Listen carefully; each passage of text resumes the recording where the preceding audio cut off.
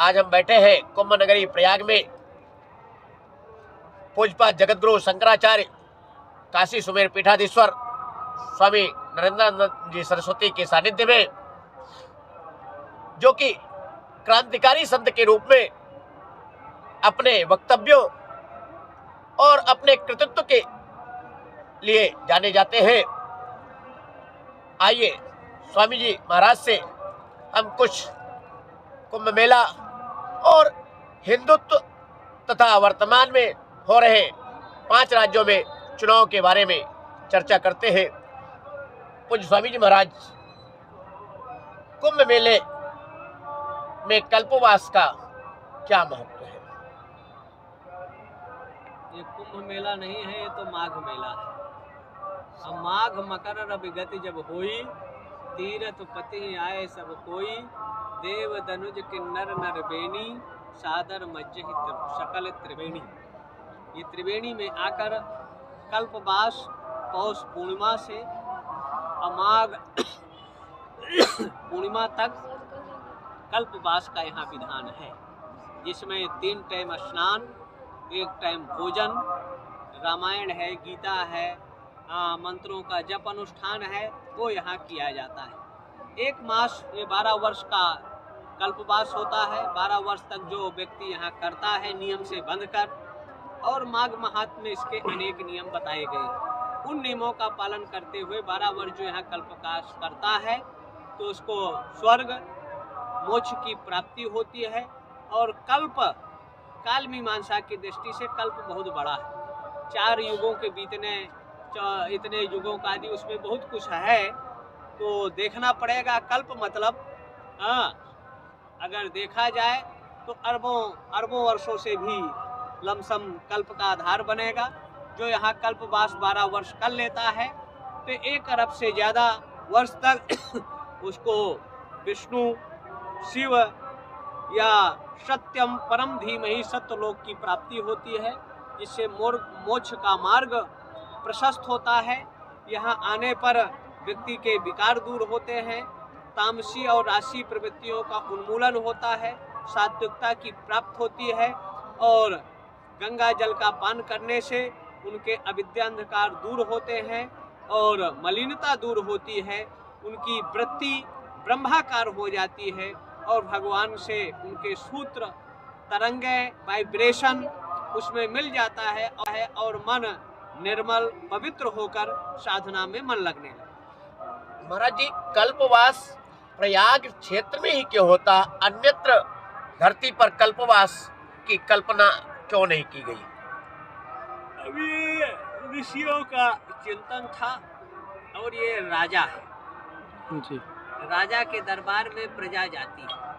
सप्तपुरिया अयोध्या मथुरा माया काशी कांची अवंतिका, पुरी द्वारावती चैवे सप्तैते मोक्षदायिका।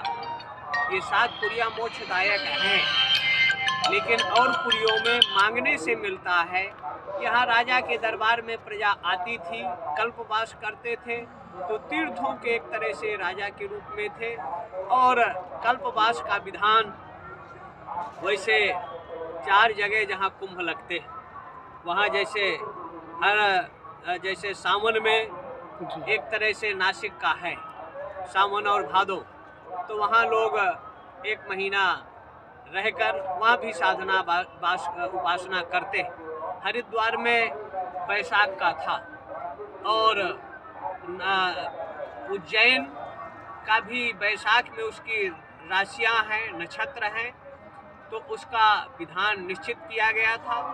और उस दृष्टि से वहाँ लोग एक तरह से, लेकिन यहाँ प्रतिवर्ष वहाँ 12 वर्ष में अगर देखा जाए तो नासिक है, और 12 वर्ष में उज्जैन है। हरिद्वार में भी 6 वर्ष में है, लेकिन ये तीर्थराज प्रयाग में प्रतिवर्ष माघ का मेला लगता है। और ये आज से नहीं लग रहा। 14वें मनवंतर के 28वें तेता में जब याज्ञवल्क्य ऋषि थे, राम भी यहाँ आए थे, तब से इसका कहीं न कहीं ग्रंथों में उल्लेख आता है। तो उसका तब से यहाँ प्रतिवर्ष मेला लग रहा है। इसको व्यवस्थित रूप महाराजा हर्षवर्धन, आचार्य शंकर या रामानुज, वल्लभ, न्यूवार्क, या रामानंद आदि प्राचीन आचार्यों ने एक इसको व्यवस्थित रूप दिया था।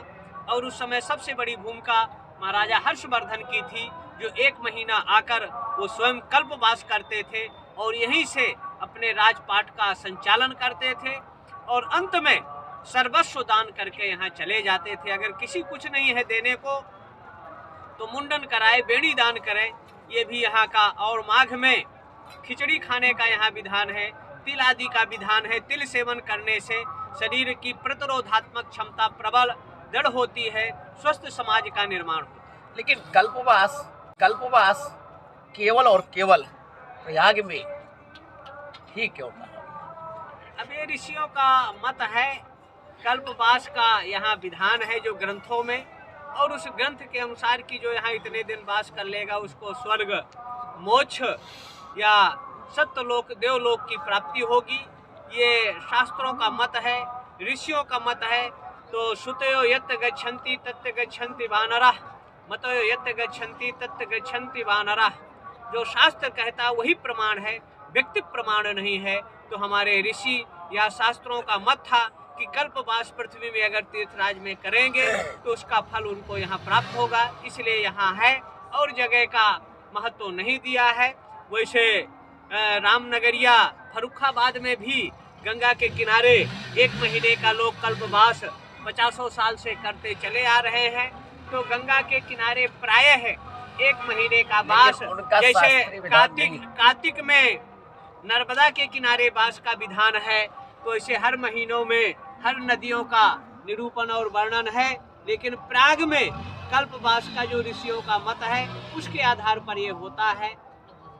हाल में ले ले, एक सामने दुर्योधन है और एक तरफ युधिष्ठिर है। दुर्योधन भी दुष्ट है और युधिष्ठिर भी जुआरी है, जो अपने भाई और पति पत्नियों को दांव में लगाने वाला हो। तो अब जनता अपना विवेक का प्रयोग करते हुए चुनाव करना चाहिए। ये जनता पर निर्भर है, साधु संतों पर निर्भर है और समाज के लोगों पर निर्भर करता है।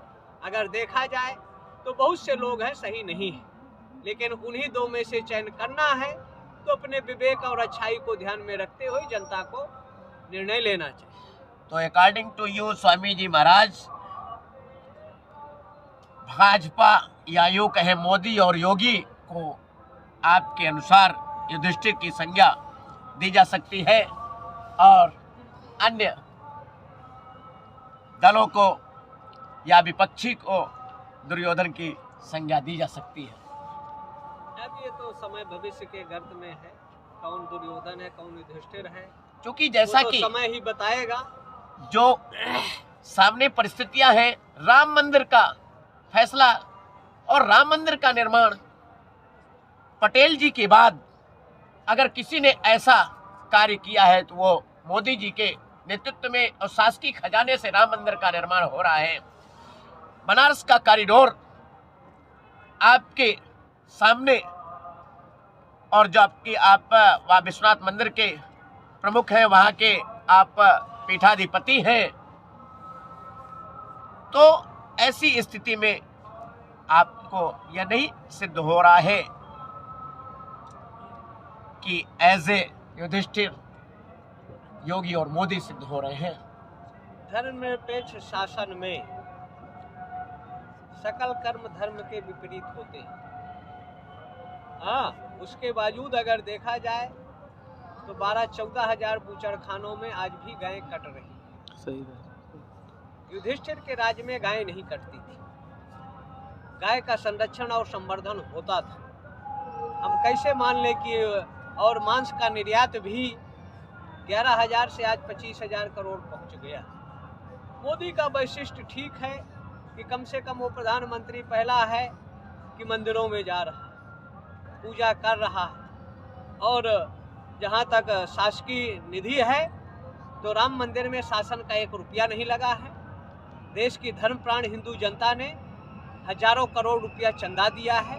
तो देश की जनता से राम मंदिर बन रहा है, न कि शासकीय खजाने से बन रहा है।